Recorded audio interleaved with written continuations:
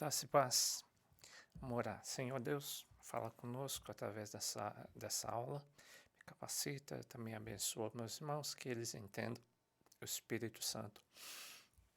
Faça eles crescerem e entenderem de acordo com o Espírito Santo. Amém. Bem, hoje é a segunda parte do livro de Mateus. E nós estamos falando sobre a pessoa mais importante que viveu nessa terra, que é o Senhor Jesus Cristo. Não, nós não podemos colocar uma estátua de Jesus, tá? Reverenciando uma estátua. Não. Como que a gente reconhece a Jesus Cristo? A gente só reconhece se a gente crê, acredita nas palavras dele, nos ensinos dele, e somos cristãos se seguirmos os ensinos dele, a vida dele, aquilo que ele ensinava, claro, seja no seu caráter, seja na sua prática também, tá bom? E hoje, a partir do capítulo 9, é a segunda parte de Mateus. Eu peguei um outro versículo que eu achei que pode complementar a aula de hoje, tá? Um dos versículos que eu achei importante, está em Mateus 11, 28 e 29, diz: tomem sobre vocês o meu jugo, que é leve, tá? Ele diz assim: deixem que eu lhes ensine. Ou seja, quem tem que permitir o ensino sou eu e você. É você que tem que permitir que as palavras de Jesus penetrem na sua vida, você creia e você pratica. Só pratica aquele que crê. Então, crer em Jesus significa: eu acredito, por isso eu pratico. E aprender qual que é a atitude, são as palavras de Jesus, e você que tem que decidir, tá? É você que tem que decidir se vai crer ou não vai crer. Você vai deixar que a Bíblia entre na sua vida pessoal, no seu interior, na sua vida cotidiana, não somente como um livro histórico, mas um livro de prática bíblica, de prática que você crê de fato que você tem que seguir, porque você é um cristão, tá? Então deixem que eu lhes ensine. Quem disse isso foi Jesus, tá bom? E uma parábola que ele comentou, que eu queria ressaltar, que ele diz assim: naquela época, ele disse isso, eu creio que vale para hoje também, tá?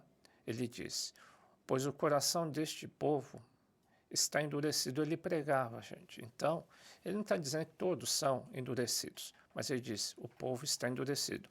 Ouvem com dificuldade e têm os olhos fechados. Olhos, quando ele diz olhos espirituais. De modo que os seus olhos não veem, seus ouvidos não ouvem e seu coração não entende. E não se voltam para mim, nem permitem que eu os cure. Felizes, porém, são seus olhos, os seus discípulos, aqueles que estão ouvindo, os alunos, pois eles veem, vocês estão adquirindo, vocês estão enxergando o que é importante, e seus ouvidos, pois eles ouvem. Quer dizer, você está tendo um ouvido espiritual, você está atendendo, você está ouvindo. Ele está falando da parábola das sementes que caem em vários tipos de terra. E ele está citando aqui que a maioria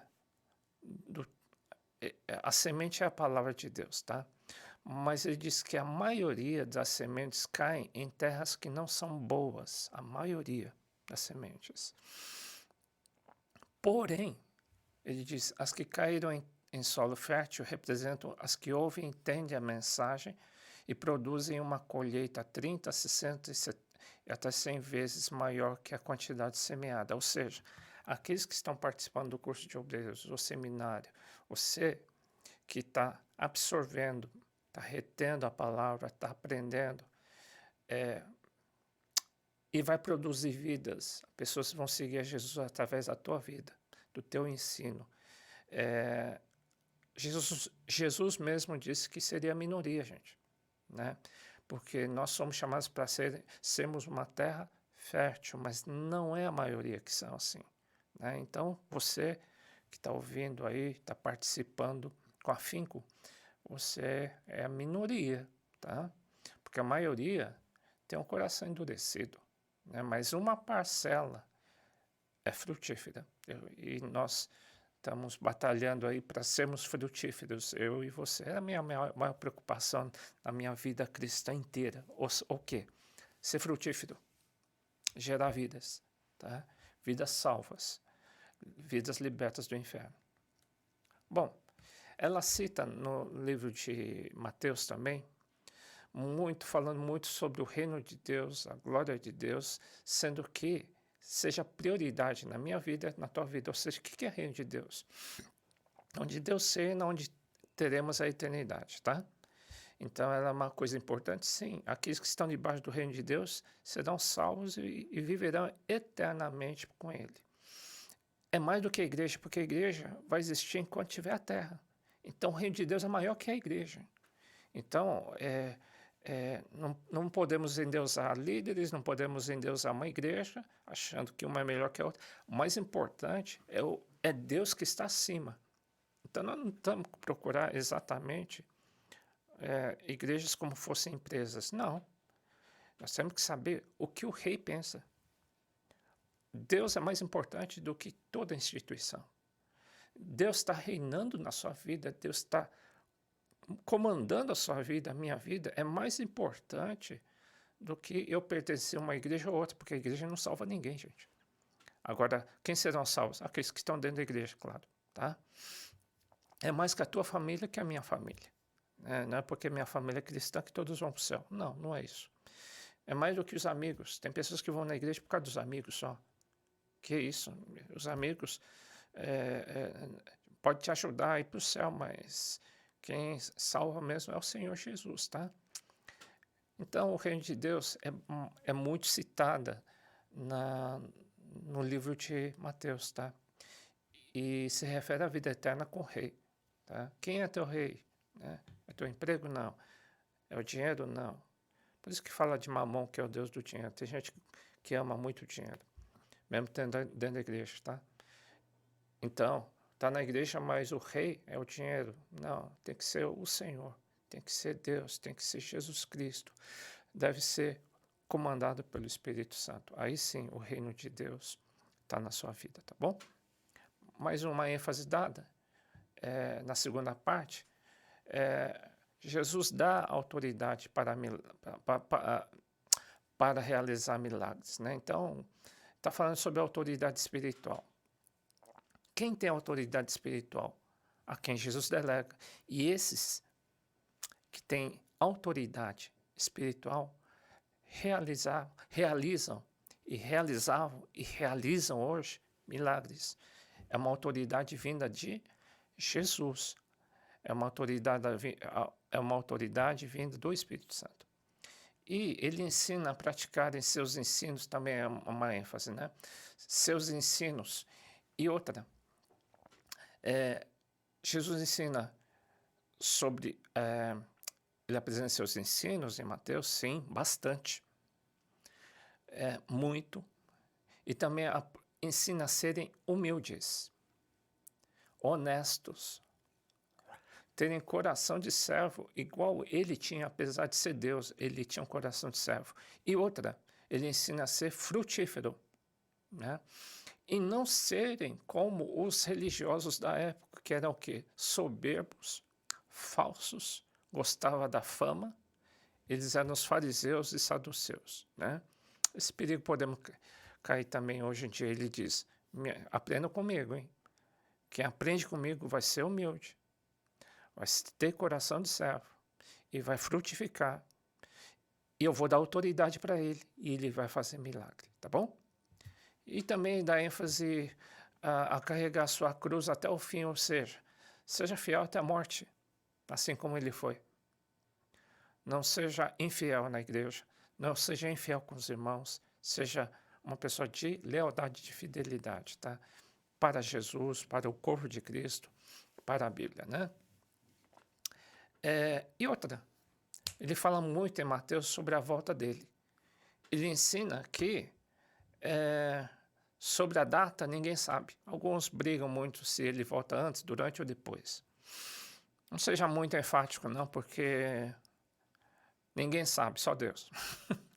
E esse detalhe, ele diz assim, só Deus sabe, estejam preparados para esse dia, sempre. Independente se é antes, durante ou depois da tribulação. Vocês vão aprender no correr do curso. Deixa eu ver se tem mais alguma coisa. É isso aí, vamos assistir a aula. Bem, eu estou indo com um pouquinho mais... O Evangelho de Mateus eu estou indo com um pouco mais detalhado, estou sendo mais, não digo lento, mas indo com mais detalhes. Por quê? Primeiro que as palavras de nosso Senhor Jesus Cristo são as mais importantes para nós. E tudo que Ele ensina não é somente para que nós tenhamos uma vida melhor. Não, Ele está ensinando para que a gente tenha a vida eterna. Então, são palavras de vida, são palavras essenciais para a nossa vida eterna e para os outros também. E são as palavras mais importantes de toda a face da terra. Então, o Novo Testamento é importante para nós. E queremos saber o que Jesus pensa, o que Ele quer mostrar, como que Ele faz, né? Então, nos interessa demais entender e conhecer as palavras de Jesus, os atos, os pensamentos de Jesus, tá bom? Mateus, eu estou indo com mais detalhe, por quê? Mesmo que esteja demorando um pouco mais, gastando 2 aulas, Marcos e Lucas, praticamente, Marcos é tipo de um resumo de Mateus. Então, é muito parecido, então a gente vai passar muito rápido em Marcos, né? Em Lucas tem alguma coisa que é mais detalhada, que não mostra em Mateus, mas praticamente é a mesma coisa. Então se nós gastarmos um pouco de mais tempo em Mateus, eu acho que vale a pena, tá bom? Em João já muda, existe muito ensinamento que não tem nem em Mateus, não tem nem em Marcos, e também não tem em Lucas. Mateus, Marcos e Lucas são muito parecidos, tá bom? Atinge públicos diferentes, mas o assunto é o mesmo. Marcos é um resuminho, Lucas é mais extenso, tá? Bom, eu tinha ido na aula passada, eu mandei aí uma revisão do nosso estudo para vocês, tá? E a gente tinha ido até o capítulo 8. Hoje a gente continua no capítulo 9 de Mateus. Bem, tem algumas curas aí do paralítico de Cafarnaum. Interessante, né? Algumas curas vieram mediante uma quebra de... Se fosse hoje na nossa igreja, uma linguagem na nossa igreja, seria uma quebra de maldição. Porque, por causa de um pecado, ele se tornou paralítico. E Jesus curou ao paralítico mediante a confissão do pecado. Jesus falou, você está perdoado. E quando Jesus disse, você está perdoado, ele foi curado. Então, tem doenças que, de fato, né, são consequências de pecado. Tá? Esse é um exemplo de um paralítico. Tinha uma mulher, tinha um pai que queria que Jesus curasse. Curasse não, esse daí foi um caso de uma menina que já tinha morrido. E o pai cria que se Jesus orasse, ela ia ser ressuscitada. E nesse interim, uma mulher com fluxo de sangue disse assim, eu vou tocar nas vestes de Jesus, eu serei curado. Então, tem casos de cura que é mediante a fé da própria pessoa. A gente vai aprendendo como que as curas divinas, sobrenaturais, acontecem ou mediante o pedido de perdão de pecados, às vezes numa quebra de maldição, a gente tem uma vez por mês, mediante confissão de pecado. Às vezes, muitas doenças são provenientes de pecado e a gente aprende com Jesus isso. Outros são mediante a fé. A pessoa tem tanta fé que, se for tocar em Jesus ou algum servo de Jesus, não olhando e crendo em Deus por trás de uma pessoa, no caso aqui, ele cria no próprio Jesus, né? A pessoa era curada. Essa ressurreição da menina logo depois, Jesus foi e ressuscitou aquela menina. Não foi uma cura, foi um milagre. Milagre diferente de cura. É uma coisa bem mais... A cura já é sobrenatural, porque eram curas imediatas. Agora, a ressurreição é muito mais forte, né? Existiam também cura de 2 cegos aí no capítulo 9, que Jesus orou e, mediante a fé deles, eles foram curados. Então, às vezes não, várias vezes na cura, é a fé da própria pessoa em Jesus. Tá? E também tem casos tinha um rapaz que era mudo por causa de um demônio. A pessoa estava endemoniada, então ele foi liberta. Às vezes doenças vêm por causa de demônio, a pessoa está endemoniada. Então, existem vários tipos de cura, né? Ou por causa do pecado, ou por causa de... às vezes Deus quer manifestar a sua glória mediante a fé, e às vezes é libertação de demônio mesmo, tá? Tá bom.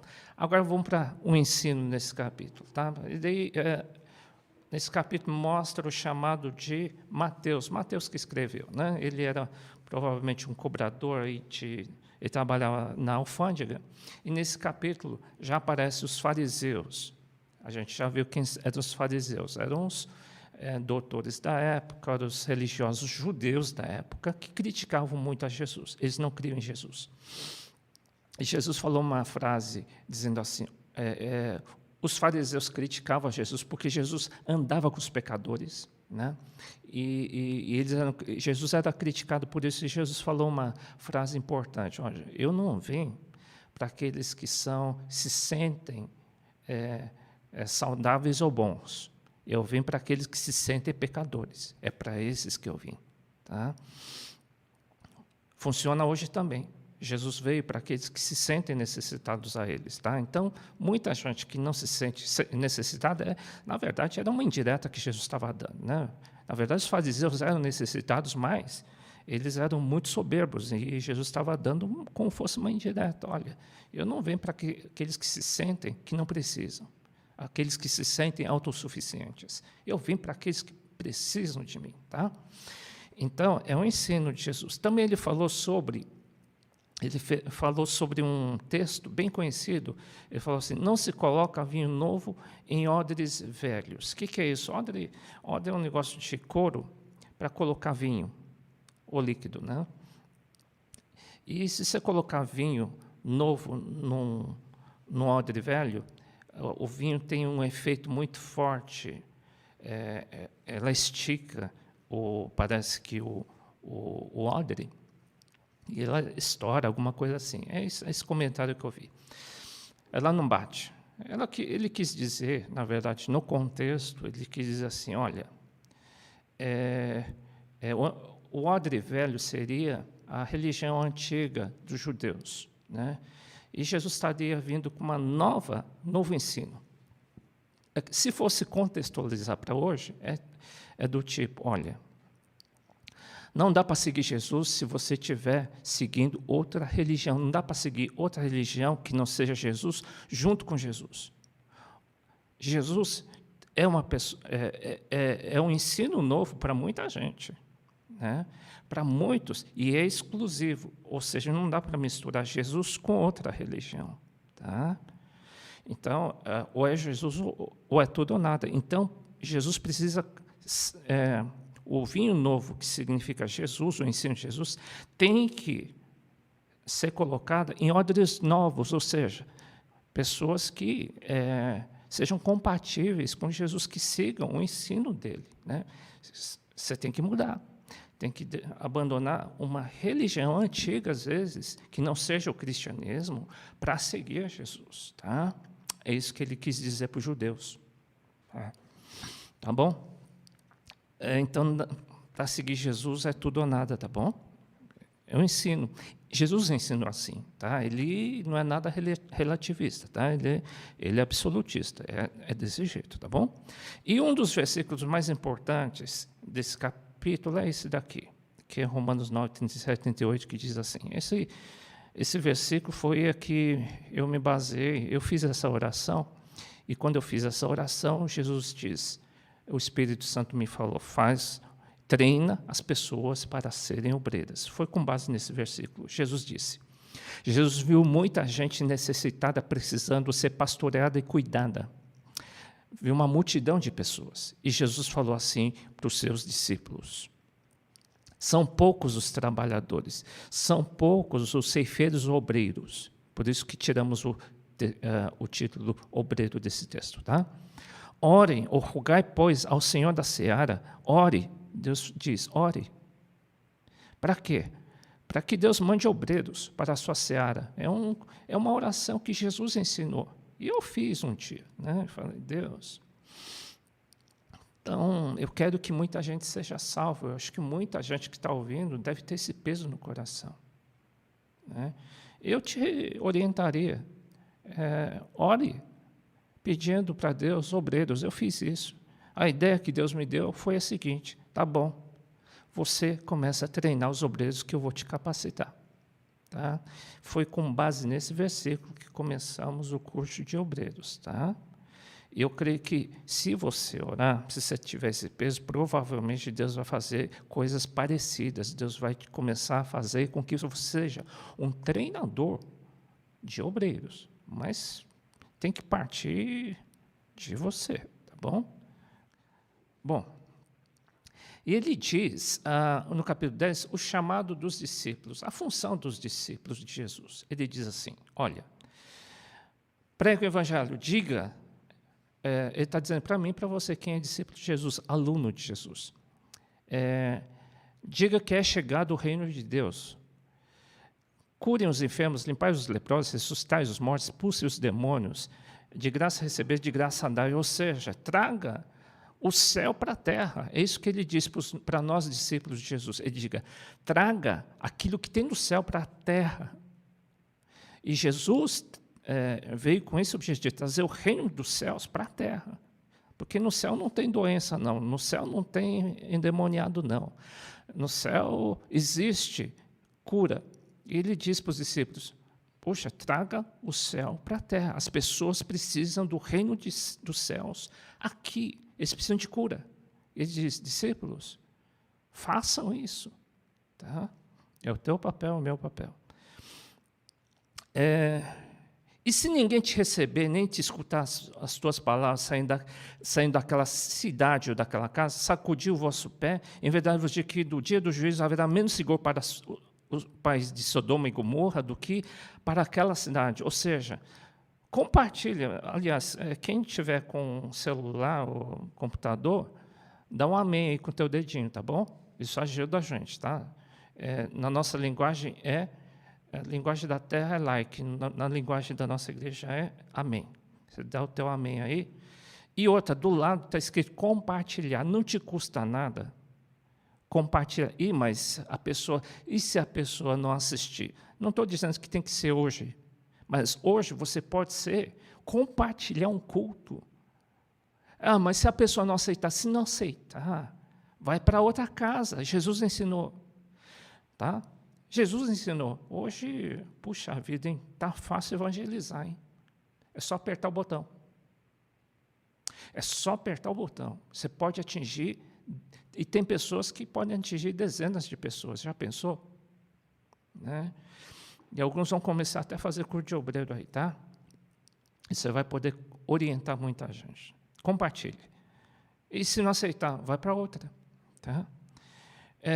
Outra.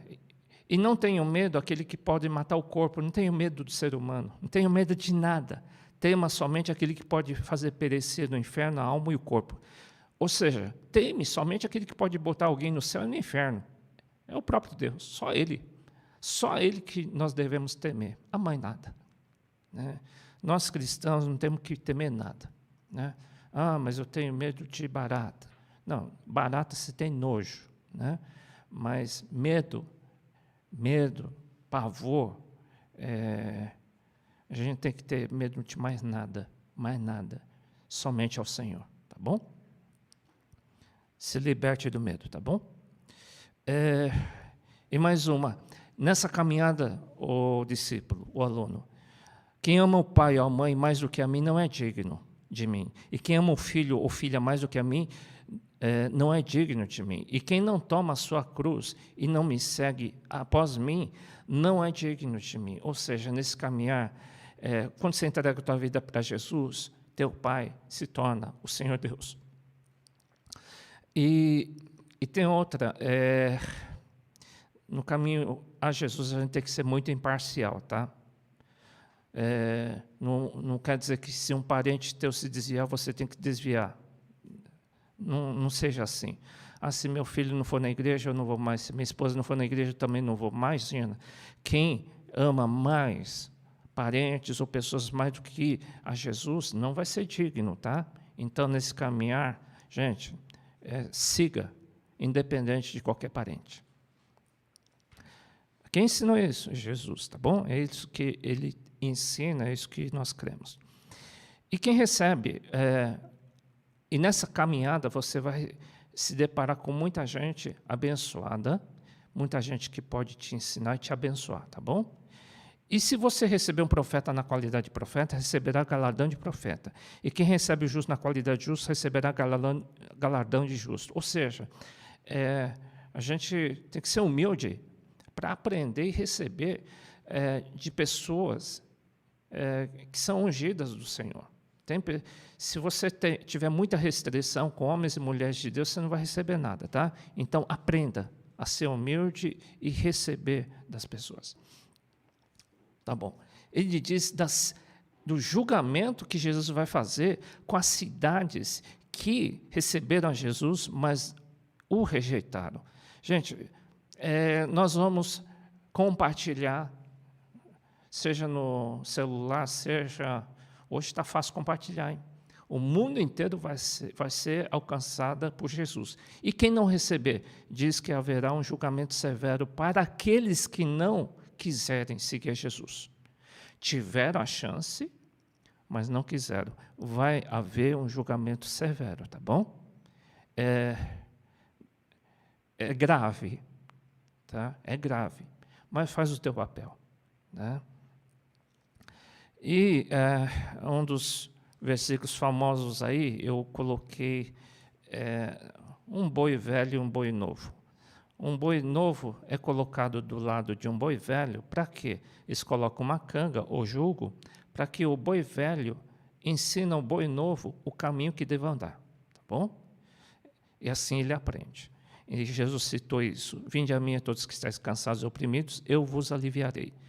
Tomai sobre vós o meu jugo e aprendei de mim, que sou manso e humilde de coração, e encontrareis descanso para as vossas almas, porque o meu jugo é suave e o meu fardo é leve.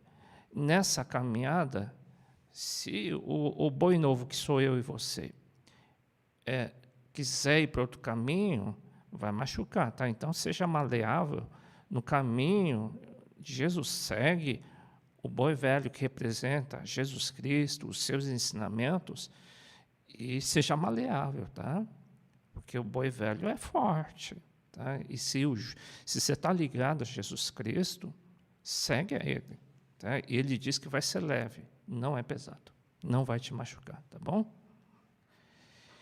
Resistência dos fariseus. Eu falei quem são os fariseus para vocês, e eu falei que Mateus é muito voltado para os judeus, né?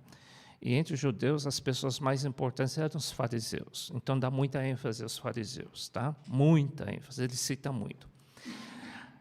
Alguns falam religiosidade. O que é religiosidade? Vamos citar a religiosidade dos fariseus. Como que Jesus enxergava a religiosidade dos fariseus? Quem não é comigo é contra mim. Quem comigo não ajunta, espalha. Tá? Ele está dizendo assim, que os judeus... Não, os fariseus, os religiosos, são pessoas que trazem muita divisão. Eles espalham. É o papel deles, espalhar. Olha, o fariseu tem uma característica. Qual? Causa divisão. Se fosse contextualizar para os dias de hoje, se fosse fariseu no dia de hoje, uma característica do fariseu, ele tem a característica de causar divisão. Tá bom? Outra, Mateus 12, 34, no capítulo 12 mesmo, tá? Raça de víboras, como podeis... são palavras de Jesus, tá? Vocês podem dizer coisas boas sendo maus, pois do que há em abundância no coração, disso fala a boca. A boca fala o que está cheio o coração. Isso que tem uma outra versão. Qual caracteriza os fariseus aqui? Dissimulados. O que é dissimulado? Eles eram falsos, falavam uma coisa, mas sentiam outra. Tá? É uma característica de fariseu, tá? De pessoas que Jesus não suportava. Tá? E no mesmo capítulo, né, ele cita assim: quando o espírito imundo tem saído do homem, anda por lugares áridos buscando repouso e não encontra. Então diz: voltarei para a minha casa, de onde saí. E voltando, acha desocupada, varrida e adornada. Então vai e leva consigo 7 espíritos piores. Ou seja, está no mesmo contexto. Está no mesmo contexto referente a fariseus. Ele diz que o fariseu, ele está dando a entender aos fariseus também, que os fariseus estão cheios de espíritos imundos, muitos, e cada vez mais. Tá? Puxa vida! Então, espírito de divisão, eles são falsos, eles têm muito espíritos imundos. São características de fariseus. São lições de Jesus, tá bom? Que nós consideramos muito importantes. É com base nisso que nós vivemos a vida cristã na igreja, tá? Parábolas. Alguns perguntam. Os discípulos perguntaram para Jesus: puxa, por que o Senhor fala por parábolas? Parábolas são histórias que têm um fundo moral, tem algum ensino em cima disso, mas eram histórias complicadas que ninguém entendia. E os discípulos perguntaram a Jesus como a sua pregação é complicada. O pessoal não vai entender, né? Nem eles. Jesus respondeu: a vocês foi dado o conhecimento dos mistérios do reino dos céus, mas a eles não. Ele diz: você sabe que depois da pregação de Jesus, que era complicada às vezes, ninguém entendia, logo depois ele ajuntava os discípulos. Era o curso de obreiro de Jesus, tá bom? Ele ajuntava os discípulos, os alunos, e explicava as parábolas. Então, uma coisa é o discurso público, outra coisa é o discipulado. O que é discipulado de Jesus? Ajuntava um grupo menor. Os mais achegados, Jesus explicava e detalhava o que de fato significa as mensagens. Você vê a importância que Jesus dá aos discípulos? São aqueles que se chegam mais perto. Lógico que nós temos mais do que 12 aqui em São Paulo. É um grupo bastante grande, mas são os mais achegados, sim. Né? São os mais achegados, sim. Se sinta achegado, tá? No curso de obreiro a gente destrincha, ou seja, detalha, explica. Ele diz: por essa razão eu falo por parábolas. Jesus explicou: porque vendo eles não veem, e ouvindo não ouvem nem entendem. Ou seja, estava escrito já no Antigo Testamento que isso iria acontecer, que muita gente não vai estar a fim de ouvir, não vai estar a fim de entender. Por isso que Jesus não vai... Jesus não joga discurso fora. E ele não fala à toa, somente para aqueles que querem ouvir, aqueles que querem entender. Se ele percebe que essa pessoa não está muito a fim de entender, ele vai falar de forma difícil mesmo. Ele só vai explicar para aqueles que estão próximos e querem ouvir, querem fazer parte da equipe dele, do curso de obreiro. É mais ou menos assim, contextualizando para a nossa igreja. Tá? Eu já expliquei o que são parábolas, né? Algumas parábolas citadas em Mateus capítulo 13, eu vou citar algumas. Tá? A parábola do semeador, que tem vários tipos de solos, que dá a entender que Deus envia da sua palavra, envia das coisas dos céus. Alguns caem em terras espinhosas, outras caem em terras com pedra, e outras caem em terra boa. E aquelas que caem em terra boa são produtivas, ou seja, existem várias pessoas que vão ouvir, muitos que vão ouvir a palavra de Deus. Alguns não vão dar em nada, alguns vão ficar animados só no começo, depois vão desanimar. Outros vão se sentir sufocados porque vão estar ocupados com outras coisas, vão desistir. E outros vão perseverar e vão frutificar, vão crescer. Essa é a parábola do semeador. Alguns, Jesus avisou, alguns vão dar muito fruto. Alguns vão ser terra boa. São pessoas que vão produzir. Ele está ensinando assim, seja produtivo. Tá? E não seja outro tipo de terra, né? O espinhudo, cheio de pedra, que se alegra, mas logo desiste. Parábola do joio e do trigo. Joio e trigo são parecidos no começo, mas depois, na época de produzir, ou sair, pegar o fruto, o trigo produz fruto. O joio é uma imitação do trigo. Quando aperta, ela vira pó, não dá em nada. É isso que ele quis dizer. Olha, ele está dizendo de novo, nessa parábola ele está dizendo, seja produtivo, não seja um crente falso, que por dentro não tem fruto. Fruto significa o caráter de Cristo também, tá bom? Não dá em nada. Tá? Parábola do grão de mostarda, e diz assim, também, é uma parábola que diz que você começa pequeno, com uma semente muito pequena, mas ela cresce. Ou seja, seja um cristão que cresça, que a tua fé venha a crescer. Outra, parábola do fermento, o reino de Deus tem que crescer. O teu ministério precisa ser igual fermento no bom sentido. Tem um mau sentido, mas tem um bom sentido. Ou seja, você tem que crescer. Teu ministério precisa frutificar. Tá bom? Parábola do tesouro escondido. Ele diz de uma pessoa que vendeu tudo porque percebeu que aquele terreno valia muito, que aquela pérola valia muito. Ele vendeu tudo o que tinha, porque sabia que aquele terreno, que aquela pérola valia muito. Ele fez de tudo. Ele vendeu tudo que tinha. Ou seja, ele diz assim, olha, dê valor para o reino de Deus, que é eterno, tá? Invista tudo no reino de Deus, tá? Invista o teu coração no reino de Deus. Por quê? Se refere à vida eterna. As demais coisas são temporárias, tá?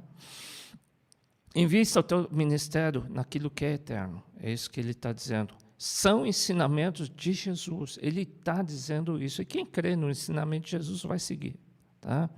E, por fim, diz a parábola da rede, que diz assim, haverá, sim, um julgamento final. E dentre... Você vê, tem dois lados, né? Aquele que dá fruto, aquele que não dá. Aquele que produz, aquele que não produz. E no final ele diz, a parábola da rede, ele diz, no final, haverá um julgamento. Ele vai separar quem são do Senhor e quem não são do Senhor. Quem é produtivo, quem não é produtivo. Quem cresce e quem não cresce. Isso vai acontecer nos finais dos tempos. Dá-nos a entender que começou, né? Vamos para frente. No capítulo 14 cita a morte de João Batista, alguns milagres, né, na multiplicação de pães, né, 5 pães e 2 peixes, multiplicam por 5.000 homens. Por que 5.000 homens? Naquela época eles não contabilizavam as mulheres e as crianças, então deviam ter pelo menos 10, 15 mil pessoas, e Jesus fez essa multiplicação, nós cremos. Tá? Jesus também anda sobre o mar, uma tempestade, Pedro começa a andar também, depois ela afunda. Então, nós cremos que Jesus também anda sobre as águas. Nós cremos. Né? Já viu? Se você me perguntar se eu já vi alguma coisa disso, eu nunca vi, não, né? Mas eu creio. De novo, Mateus cita sobre os religiosos e alguns milagres aqui. Ele dá muita ênfase aos fariseus. Tá? Escribas, agora está falando de escribas e fariseus. Eu não tinha citado sobre escribas, está citando escribas agora. Esse povo dos fariseus e escribas me honra com os lábios, mas o seu coração está longe de Deus. Outra característica de fariseu. É uma coisa que a gente tem que ser bem ligado nos cultos até. Por isso que eu sou ligado desde jovem. O quê? Cantar por cantar, louvar por louvar. engrandecer, orar por orar. Tá? Não vamos orar igual os fariseus. Tá? Tem que partir do coração. Eles são guias cegos e são guias que são cegos que guiam outro cego. Tá? Depois cita alguns milagres. A segunda multiplicação dos pães, houve 2 multiplicações. É citação só, né? Uma filha de uma mulher que não era judia, aliás, eu estou comentando que é mulher cananeia, porque cananeia não era do povo judeu. Jesus veio com prioridade, em primeiro lugar, Jesus atendia os judeus. Tá? Grande parte do ministério de Jesus no início foi para os judeus. Tá? E essa mulher, a filha dessa mulher foi liberta, mesmo não sendo do povo de Israel. Jesus veio primeiro para os judeus. Escribas, eu coloquei um textinho aí sobre os escribas. Tá? Eles eram os religiosos também, eles escreviam, eles eram intelectuais da época. Tá?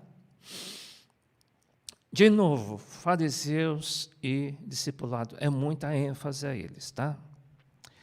Ele diz agora o fermento dos fariseus no sentido negativo. O que é fermento dos fariseus? Bonito por fora, feio por dentro. É oco por dentro. Tomem cuidado com o fermento dos fariseus e dos saduceus.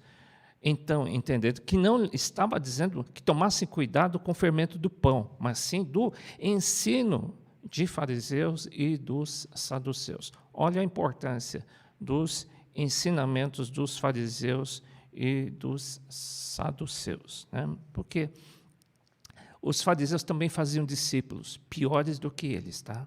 Eles tinham também o discipulado, hein? Eles tinham o seu curso de obreiro também, tá?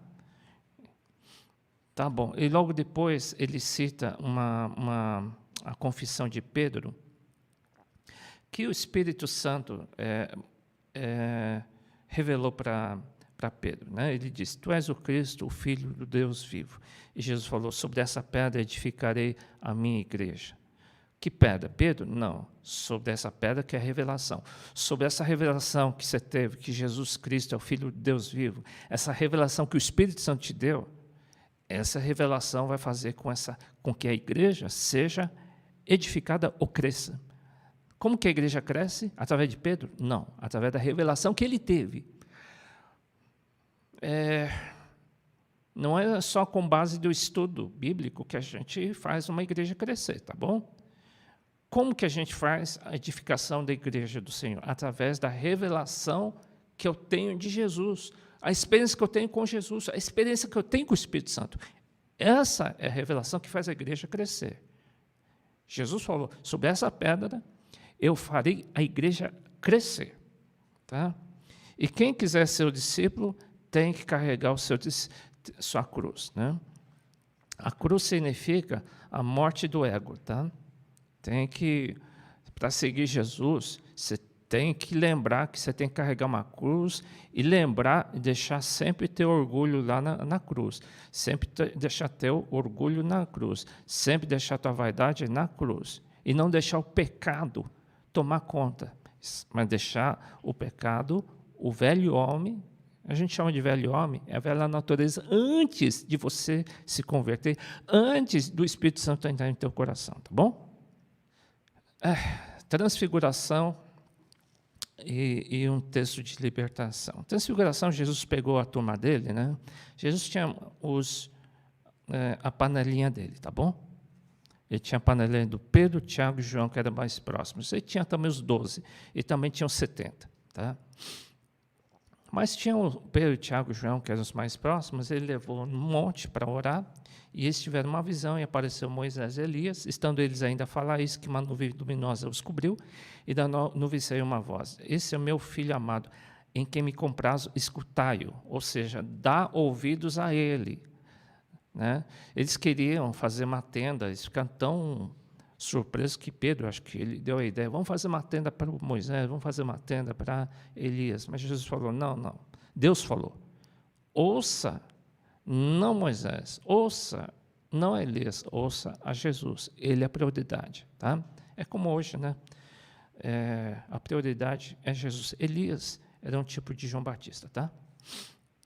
Outra, a cura de um lunático, nesse capítulo 17. É interessante porque são ensinos, tá, gente? O pessoal não estava conseguindo libertar o rapaz lunático. Lunático vem de lua. Ele devia ter um problema psiquiátrico muito forte, talvez assim de loucura, né? E Jesus falou. Aliás, as pessoas queriam que os discípulos libertassem, mas eles não conseguiram pela oração. Não conseguiram porque era uma coisa muito forte. Jesus falou, essa casta de demônios, ou seja, existia um espírito mal, vários demônios por trás daquele problema psiquiátrico, tá? Esse tipo de casta ou conjunto de demônio tinha muito demônio. Não se expôs senão pela oração e jejum, tá? Jejum, como já citamos na aula de jejum, ela tem uma finalidade de trazer poder, tá? Pessoas que trabalham no reino de Deus têm que estar treinado na oração e no jejum. Por quê? Senão a gente não liberta as pessoas, não, tá? Precisamos ter poder de Deus. Não está só cheio do Espírito Santo, mas cheio do poder de Deus que o jejum traz. Cuidado com as crianças e questão do perdão. Jesus é sensível com as crianças no sentido, seja igual a criança, senão ninguém entra no céu. Ou ele quis dizer, sejam humildes, é isso, e sejam sinceros como crianças. E nunca sejamos razão de escândalo, ou seja, não vamos atrapalhar para ninguém entrar para o inferno, ou seja, ninguém entrar no céu. Os fariseus atrapalhavam as pessoas a seguirem a Jesus. Tem pessoas que atrapalham as pessoas a entrar no céu, é isso que diz, tá? Então não seja um escândalo, tá? Não seja escândalo para ninguém, não atrapalhe ninguém a entrar no céu. Seja com o ensino errado, seja com porque você está magoado com a igreja. Cara, não escandaliza não, porque Jesus disse que vai ser tratado de maneira severa aqueles que causam escândalo para o povo de Deus, tá bom? E quando tiver problema de relacionamento de irmão para irmão, Jesus cita, olha, quando tiver problema de relacionamento de irmão, se alguém fez alguma coisa errada, séria contigo, vai com ele, vai atrás dele, não causa fofoca, vai com ele, vai com a pessoa. Se não tiver algum problema de relacionamento, o que você faz? Jesus que ensinou, vai com ele, diz, irmão, ou Gustavinho, né? Não, vou fazer o contrário, Gustavinho vem para mim e diz, Gustavinho está aqui. Irmão, você pecou contra mim. Você fez isso, isso e isso. Qual que é o meu papel? Eu tenho duas atitudes.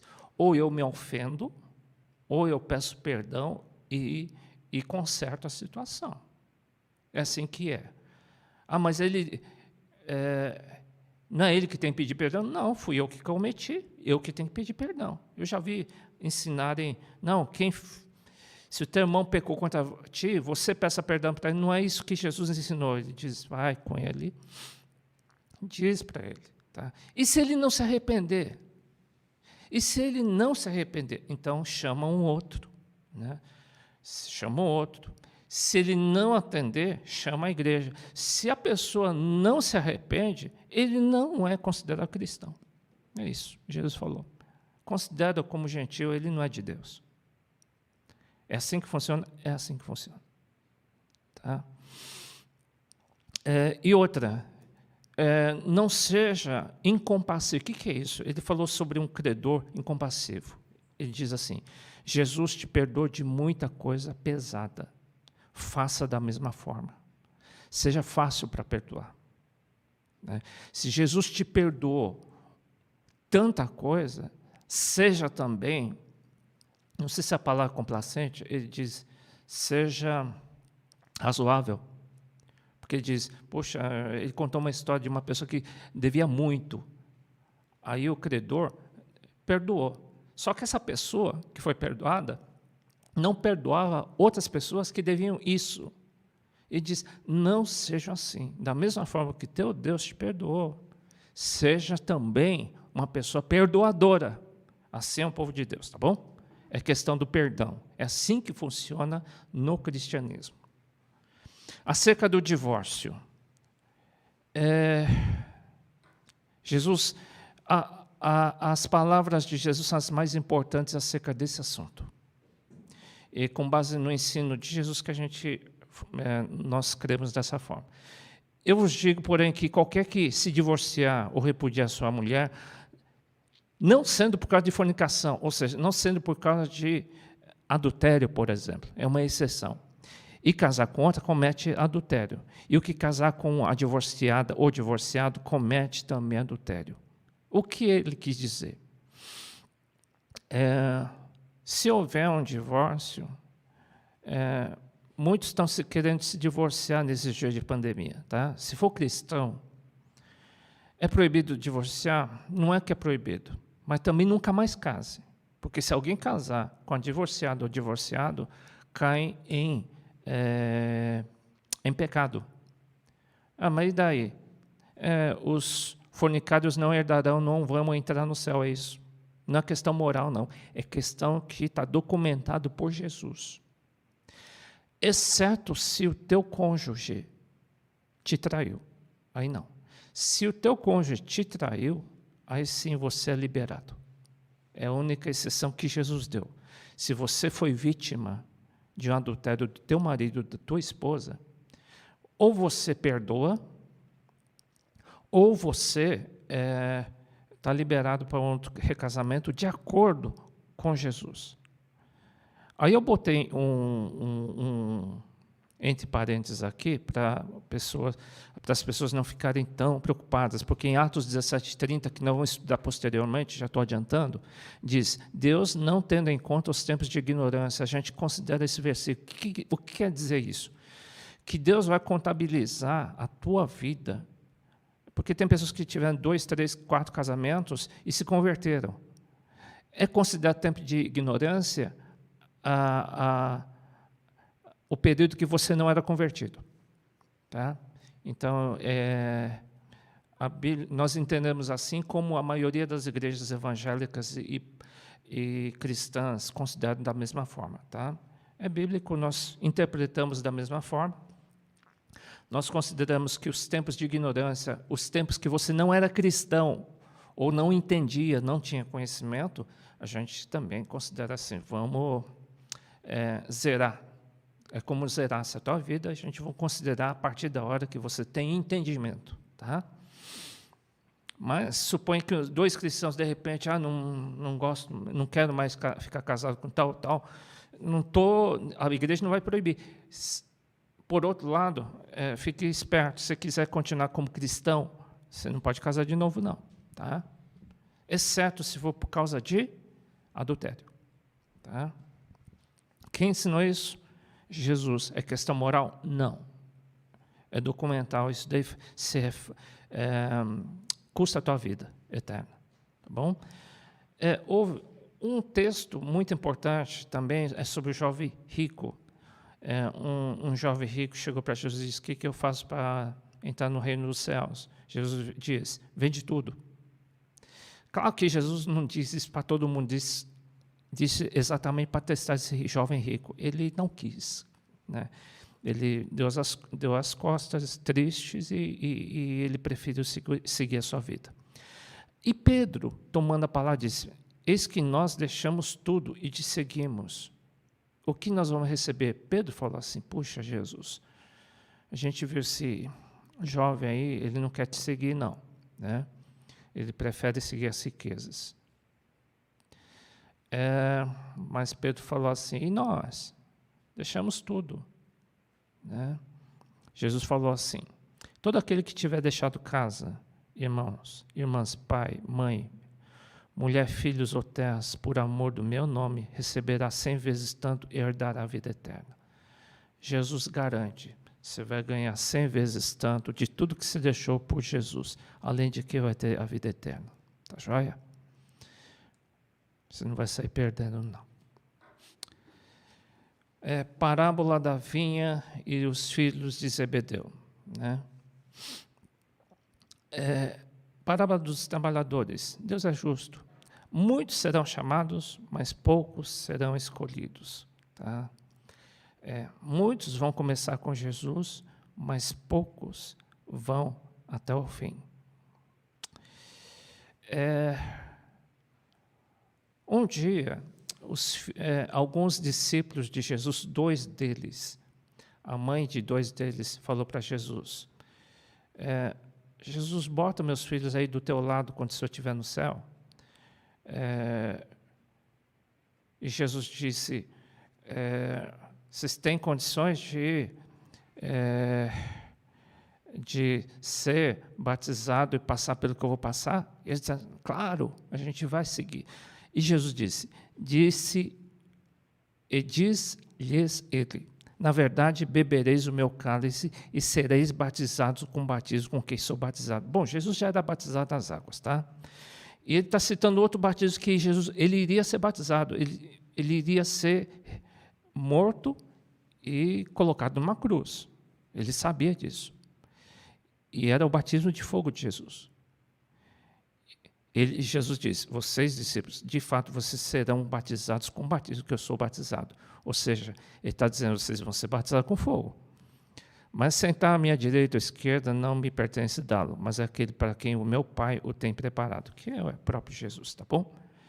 Eu vou citar 2 textos aqui de tradução. No King James está dizendo, podeis vós beber o cálice que eu estou prestes a beber e ser batizados com o batismo com o qual estou sendo batizado?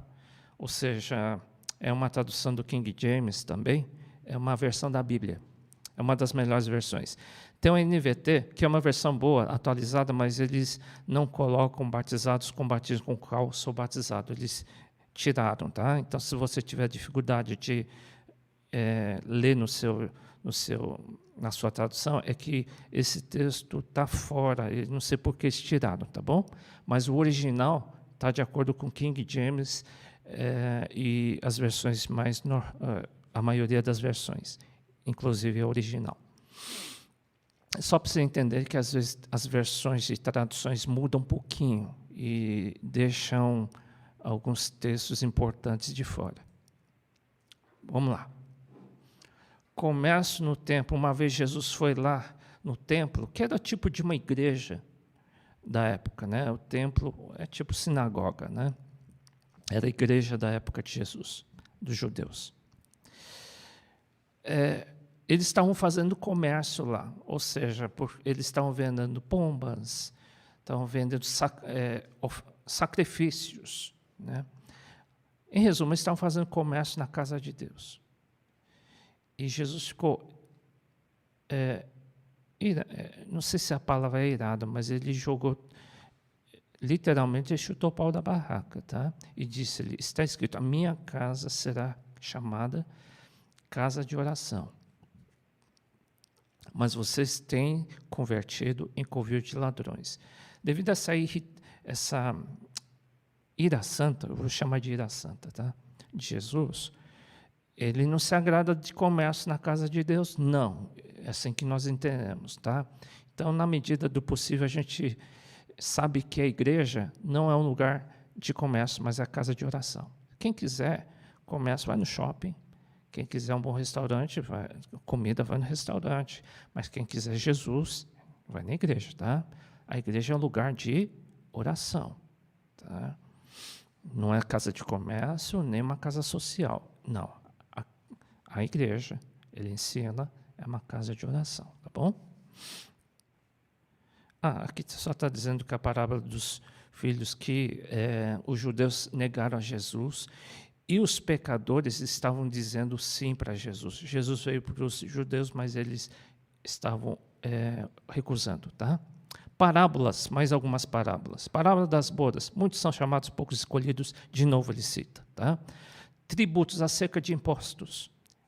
Jesus ensinou, dá a César o que é de César e dá a Deus o que é de Deus. Nós falamos de dízimos, ofertas. Aquilo é de Deus, dá a Deus o que é de Deus e aquilo que é de César o que é de César. Ou seja, seja justo, tá? Pague o imposto que é devido e pague a Deus o que é devido, tá bom? Mandamento do Novo Testamento. Perguntar para ele, qual que é o mandamento que o senhor acha que é importante? Jesus diz, disse-lhe Jesus, Amarás o Senhor teu Deus de todo o coração, toda a tua alma, todo o teu entendimento. Esse é o primeiro grande mandamento. O segundo, semelhante a esse, amarás o teu próximo como a ti mesmo. Desses 2 mandamentos depende toda a lei e os profetas. Ou seja, no Novo Testamento, na igreja, na nossa igreja, tem alguma regra? Sim. A única regra, a básica, é obrigatório amar todos. Se a gente é ensinado a amar até o inimigo, imagina, eu já vi uma frase dizendo assim, não estou mais amando o meu marido. Para com isso, meu caro. Não existe isso. Não existe na linguagem cristã, não amo. É obrigatório, não é nem sentir. Eu não sinto, não tem que sentir. Tem que obedecer, porque é mandamento. Mandamento se obedece e não se sente. Vou ver se eu sinto. Não tem que sentir, tem que amar. É obrigado a amar. Indistintamente, independente da cor, da raça, do sexo, qualquer. É isso aí. É regra da nossa igreja, tem que amar todos. Característica dos fariseus e escribas. Por fora, eles são justos, mas interiormente são cheios de falsidade. Hipocrisia é artista, tá? E de pecado. Dizem não fazem, vaidade de ser visto pelos homens, gostam de títulos de nobreza, impede que as pessoas entrem no céu. Fazem discípulos piores do que eles próprios. Está no capítulo 23, tá? Jesus cita também o que vai acontecer nos últimos tempos. Ele cita o princípio das dores. Ele cita que o final dos tempos acontecerá o chamado princípio das dores. É uma primeira fase. Muitos falsos cristos virão. Haverá muitos rumores de guerra, fome, peste e terremoto. Haverá muita traição e falsos profetas. Vai ter muita multiplicação da iniquidade, depois virá o fim. Ou seja, nós cremos como igreja, nós cremos que estamos nesse período, tá? Depois desse período, aí virá o fim da primeira fase. Tá? Porque depois disso que vai acontecer, tem a segunda fase que Jesus cita. A segunda fase ele diz, aí haverá manifestação do anticristo. Haverá um anticristo? Sim, Jesus citou.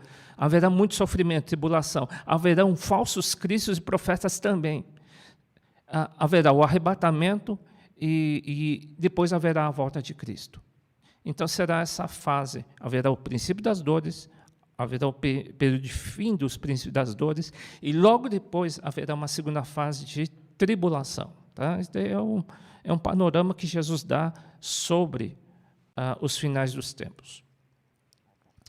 A parábola dos finais dos tempos fala da parábola das 10 virgens, dizendo que muitas vão ser imprudentes e muitos vão ser prudentes. Ou seja, hoje é uma época de levantar uma bandeira cristã, tá?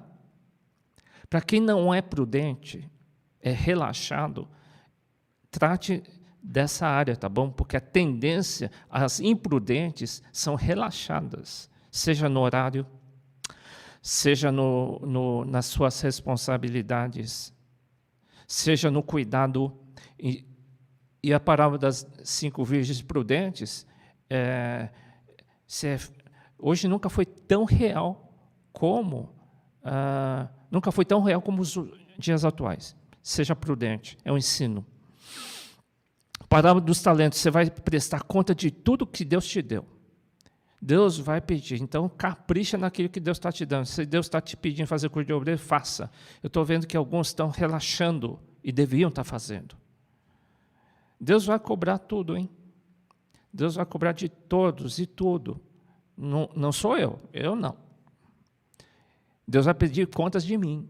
A quem muito recebeu, muito vai ser dado, tá? Mesmo que você tenha dificuldade de estar entendendo, seja fiel naquilo que você pode, tá? E diz no final que haverá um julgamento entre bodes e ovelhas. Haverá o julgamento de Deus em cima disso. É a parábola dos fins dos tempos, tá? O batismo de Jesus, tá? Aí está falando já no finalmente, tá? Indo um pouco mais para adiante, o professor Cidiano de Rosso, Jesus memorou, meu Pai, se é possível, passe de mim esse cálice, todavia não seja como eu quero, mas como tu queres. Foi o batismo de fogo de Jesus. Ele não queria não, tá? O batismo de fogo não é uma coisa agradável, tá? Não é uma coisa que a carne quer. não é uma coisa bacana, mas é o tudo ou nada. Por amor aos outros, ele teve que fazer isso, tá bom? Por amor a mim e por amor a você. A sequência foi o derramar do alabastro nos pés de Jesus. Houve a última ceia, depois Jesus foi no Getsemane, ele fez essa oração que eu li agora. Depois ele foi preso primeiro pelos religiosos. Sabe quem prendeu primeiro Jesus? Religiosos, os fariseus. Cita Jesus negando, Pedro negando a Jesus. Logo depois ele foi enviado ao governo de fato. Primeiro foi os religiosos, depois foi ao governador, tá? E quando houve o suicídio de Judas, Judas não teve arrependimento, ele teve remorso. Remorso é diferente de arrependimento. Remorso leva ao suicídio. Quando Jesus morreu, na hora que Jesus morreu, o véu do templo, daquele de Moisés, espiritualmente, era separado santo do santo e lugar santo. Aquele véu que separava lugar santo dos santos e lugar santo, é o véu. Quando Jesus morreu, aquele véu caiu. E o lugar santo dos santos ficou um lugar só. Santo e o santo dos santos ficou um lugar só. Eu devia ter colocado como desenho aqui, mas esqueci. Se rasgou em Deus de alto e baixo, tremeu a terra, fendeu-se as pedras, abriu-se os sepulcros, e muitos corpos dos santos que dormiam foram ressuscitados. Quando Jesus morreu, houve uma repercussão espiritual tão forte. Tudo que Jesus fazia funcionava. Tudo que Jesus... O sofrimento de Jesus até hoje repercute. Por causa do sofrimento de Jesus, somos curados. Sabe por quê? Quando você é curado, sabe o que isso significa? O sofrimento de Jesus faz com que você seja curado até hoje. A pobreza de Jesus faz com que você seja enriquecido até hoje. Aquilo que ele fez há 2000 anos atrás está repercutindo até hoje. E quando Jesus morreu, repercutiu a morte dele, muita gente acordou. Incrível. Bom, e o povo judeu falou assim, quando quiseram que Jesus morresse, né? O povo disse assim, eu devia colocar isso antes. O povo disse, o seu sangue caia sobre nós, sobre nossos filhos. O povo judeu falou isso. Livra Barrabás e prenda Jesus. Que coisa, hein?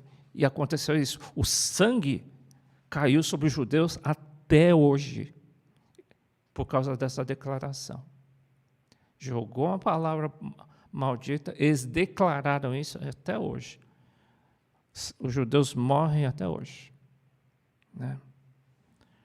Até o dia que eles se converterem, tá? E por fim, a ressurreição de Jesus. Esse final é curto, tá? Em Lucas, ela detalha mais. Que eu queria chegar nesse último versículo aqui, que diz assim, portanto, fazer discípulos é um verbo imperativo. Ele manda você. É o versículo que você não pode esquecer. Deus vai pedir para você. Vai. Por quê? Ele mandou fazer discípulo. E de fazer discípulos de todas as nações. Está no verbo imperativo. Você sabe que um dia, na prestação de contas, ele vai perguntar para mim e para você. Ele vai perguntar, cadê os discípulos? Que discípulo? Eu não mandei fazer? Deu para entender? Por que eu estou pressionando vocês aí? Eu estou sendo amigo, tá? Porque eu sei que vocês vão... Alguém vai te pedir. Quem? O Senhor. Ele vai perguntar. Eu não te mandei fazer discípulo? E já está na época. Então, nós estamos treinando você a você fazer discípulo. Tá? E o que nós pudemos fazer para te facilitar... Por isso que eu estou dando as aulas, a gente gasta tanto tempo, a gente gasta a vida toda para isso. É um dos versículos mais importantes para a tua vida. Façam discípulos de todas as nações, batizando em nome do Pai, do Filho e do Espírito Santo, a guardar todas as coisas que eu vos tenho mandado. E eu estou convosco todos os dias até a consumação dos séculos. Eu vou estar contigo até o fim. Se você tiver em obediência, ele diz, vou estar contigo. Eu vou estar contigo. Então, isso daqui não é só para pastor, não, hein? É para todos. E daqui ele disse fazer, ide. Fazer discípulos é um verbo do rei mandando para os seus discípulos, dizendo, vocês vão fazer discípulos. Então, um dia, eu creio que nós vamos prestar conta de tudo que a gente fez. E se Jesus voltar daqui a alguns poucos anos, que eu acho que é possível, a gente quer ganhar teu tempo. Essa pandemia fez com que a gente apressasse. Deus se separou assistindo esse curso online. Deus fez com que nós abríssemos para todos que quisessem. Deus foi assim generoso conosco e esse chamado é para todos. Você não está assistindo porque você quer aprender.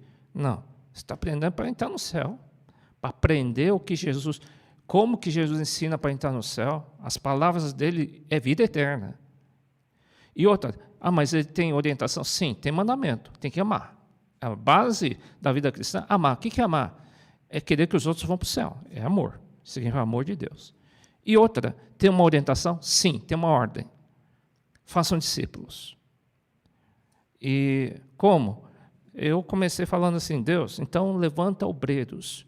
É a oração que eu fiz. Façam também, teste. Se você sente isso no coração. E Deus vai te dar ideia. Vai te dar projetos. Bom, na próxima aula eu dou Marcos e Lucas, e eu dou uma geral em Mateus, tá bom? Deus abençoe, tchau.